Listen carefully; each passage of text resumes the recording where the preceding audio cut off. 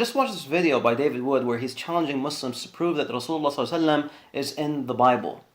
Now, the issue with this is that David Wood is very aware that this has already been done. David Wood got destroyed, absolutely trashed in a debate about that specific matter. Deuteronomy chapter 33 speaks about somebody who will turn up in the land of Paran with 10,000 saints and a fiery law in his right hand. It reads as the following: The Lord came from Sinai and dawned on them from Side. He shone forth from Mount Paran, and he came with 10,000 saints. From his right hand came a fiery law for them. Hello, hello. Welcome, brother. Hey, Rob, how are you? Hey, I'm good. How about you, my friend? How are you? Like you said, it's a little early, but doing all right.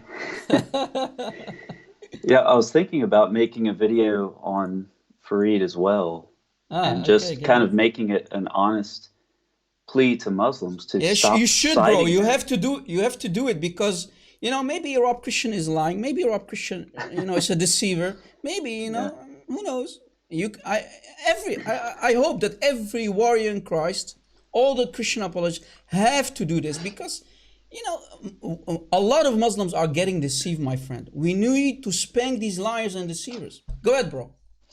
Well, speaking of lying, yeah, I was fact checking you about Quran, and according to the Hebrew and Aramaic lexicon of the Old Testament, it's between Midian and Egypt to be identified with the Sinai Peninsula. So it seems like you're correct. Whoa, I'm correct? No. Yeah. No way. Really? But I still wasn't sure. So I checked the Dictionary of Classical Hebrew, Yeah. which says it's the wilderness area west of Edom and north of Sinai, home of Ishmael. So you're right again. Wow. Bro, do you see the screen? Do you see the screen? Just to make sure.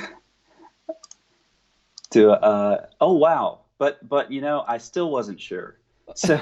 So I checked the Dictionary of Biblical Languages with semantic domains, which I'm sure everybody reads before they go to bed at night.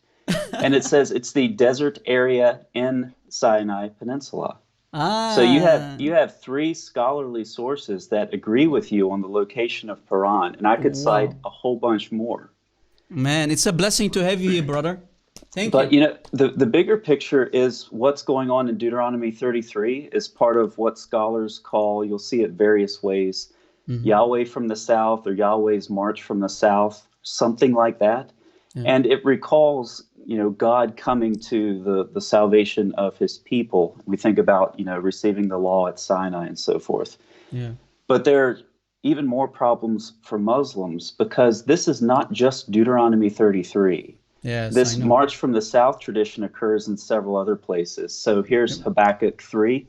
All Habakkuk 3:3 says, God came from Teman and the Holy One from Mount Paran. There's Mount Paran again. Wow. And then similar language to Deuteronomy 33.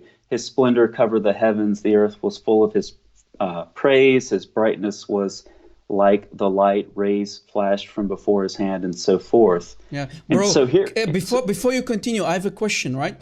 Yeah. I want you also to confirm who the 10,000 of saints are, because this is from the King James version. Are they the angels? Is Rob Christian lying? Are they the angels or not? Once again, I was doubting you, so I wanted to go back to. I went back to about 200 BC, and I looked at the Septuagint, and they actually translate angelos. It's angels. Wow! Again, Rob Christian. So again, yeah. Oh man, what a shock! So here we have in Habakkuk 3, you have Teman mentioned with Paran, and Teman is northwest Edom, which sounds a lot like the location of Paran that you gave and the ones that I cited from scholarly lexicons. So once again, and then we have this Yahweh from the south tradition occurring as well in Judges 5:4-5. Lord, when you went out from Seir, you marched from the region of Edom, and the earth trembled and the heavens dropped and so forth. So when you factor in the geography of both Deuteronomy 33, Habakkuk 3, and Judges 5, you cannot get to Arabia from there. Yeah. And then the whole argument about, well, let's just take Yahweh out of the text and pretend like that's a representative, which is what that debater in Farid's video did without any justification whatsoever. When we get to Habakkuk 3, we actually have an old poetic form of God, Eloah. Yeah. So now you're telling me that you not only take Yahweh to mean Muhammad, but you take Eloah, an old poetic form for God, to mean Muhammad as well.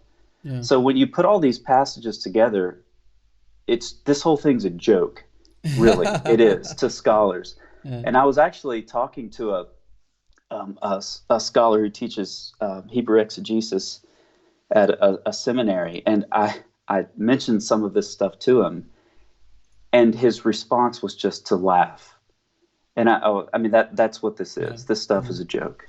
Yeah. And so and this is to Muslims, when you quote Farid, when you endorse his videos, you look as dumb as he is, and that's just being honest and clear about it. Yeah. You know, and you saw the video from the beginning, right, my friend? He didn't even try to refute. He only played a 7-year-old video. Where's the refutation? And well, Muslims yesterday, maybe if you were on the live show of David Wood, they were saying, Farid has just destroyed you, Allah Akbar. That's what I'm saying. They need to stop doing that. But I think the refutation is in. For Muslims, honestly, I think the refutation is in the way Farid twirls around in his chair confidently. Yeah. I honestly think that's the refutation. He's so confident that this has been refuted. Oh, it must be true. Yeah. But when you watch that video, I think when they cite Deuteronomy 33, they actually put Quran in parentheses question mark. Yeah. As if what God is bringing with him is the Quran. It's just stupid referring to Deuteronomy 33:4. So. Once again, I mean, how else so we can just to in a nutshell, Paran is in, let's say, as the screen said, in this area, the south of today's Israel. So it's northern Arabia. That's point number one. Point number two, the 10,000 are the angels. The 10,000 saints are the angels. These are not Abduls. These are not the companions of Muhammad. And Muhammad is certainly not God. When you're going to say he's God, that means you're committing shirk. You're nothing but a blasphemer like Farida yesterday. Right? Yeah. That's right. And what's your point of view about the merciful servant who said Isaiah 42:13 is Muhammad removing the Lord? What's your point of view about that, Brother Colin? Well, I'm actually going to do a video on that because... Try not to laugh, bro. You know, here's the thing: when Satan tempts Jesus, he quotes from Psalm 91 right up until the point where he says he's going to get his butt kicked, and then he stops. Yeah, that's how Muslims quote the Bible.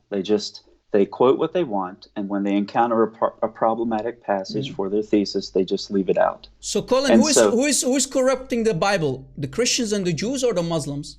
Yeah, exactly. It's the Muslims. And I think when they say the Bible is corrupted, what that basically means is that it's a clean slate, and they can write into it whatever they want, and somehow that is supposed to carry convincing authority, which apparently it does for many Muslims, unfortunately. But. Yeah. Anyway, I just wanted to add to that, and actually, after you post this video, I'll post those lexicons in the comment section. Please do.